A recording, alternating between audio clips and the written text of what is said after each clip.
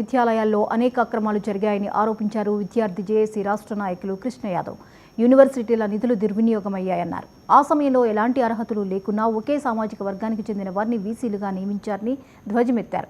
ఎక్కడ తమ అవినీతి బయటపడుతుందనే భయంతో వీసీలు రాజీనామా చేస్తే ఎమ్మెల్సీ చంద్రశేఖర్ రెడ్డి హడావిడి చేస్తున్నారని విమర్శించారు. టీడీపీ హయాంలో వీసీలు రాజీనామాలు చేస్తున్నారంటూ ఎమ్మెల్సీ చంద్రశేఖర్ రెడ్డి మాట్లాడడం హాస్యాస్పదంగా ఉందన్నారు. కనీస అవగాహన లేకుండా విద్యార్థి సంఘాలపైన ఆరోపణలు చేస్తూ ఎమ్మెల్సీ చంద్రశేఖర్ రెడ్డి పబ్బం గడుపుకుంటున్నారని ఆగ్రహం వ్యక్తం చేశారు.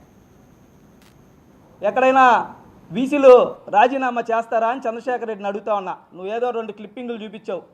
విద్యార్థి సంఘాలు యూనివర్సిటీల సమస్యల మీద వైస్ ఛాన్సలర్ని ప్రశ్నిస్తున్నటువంటి క్లిప్పింగ్లు ఏవైతే ఉన్నాయో, తగుదునమ్మా, నాకంటే మేధావి లేడు, అపర మేధావిని నేను, చూడండి అని చూపించావు.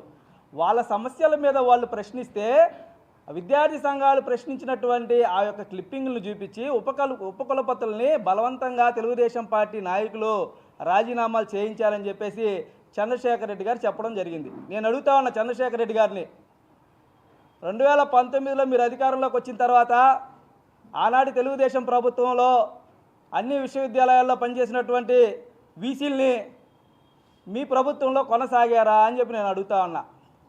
కొనసాగారా? కొనసాగలా. ఇప్పుడు ఉన్నటువంటి వీసీలు కొనసాగకుండా రాజీనామాలు చేస్తే ఎందుకు చేశారో మీకు తెలుసా? తెలీదు. నేను చెప్తా, వినండి. ఇప్పుడు మీరు పెట్టినటువంటి వైస్ ఛాన్సలర్లు ఎవరైతే ఉన్నారో ఒక్కడికి కూడా వీసీగా ఉండేదానికి అర్హత లేదు.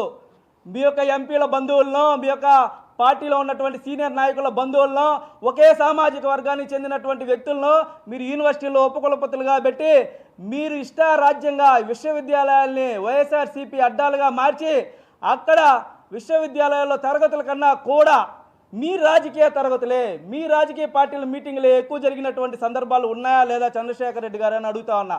మీ యొక్క ఉపకులపతులు ఎందుకు రాజీనామా చేశారో తెలుసా నీకు? మీ యొక్క యూనివర్సిటీలో ఉన్నటువంటి నిధుల్ని దుర్వినియోగం చేశారు. యూనివర్సిటీల్లో ప్రభుత్వం ఎటువంటి జీవో ఇవ్వకుండా అక్రమ నియామకాలు, ఎన్ఎంఆర్ పోస్టులు, అవుట్సోర్సింగ్ పోస్టులు, కాంట్రాక్ట్ బేస్ పోస్టులు ఎవరినరికి మీరు ఫిలప్ చేశారు మీ ప్రభుత్వంలో? ప్రభుత్వం ఏమైనా జీవో ఇచ్చిందా?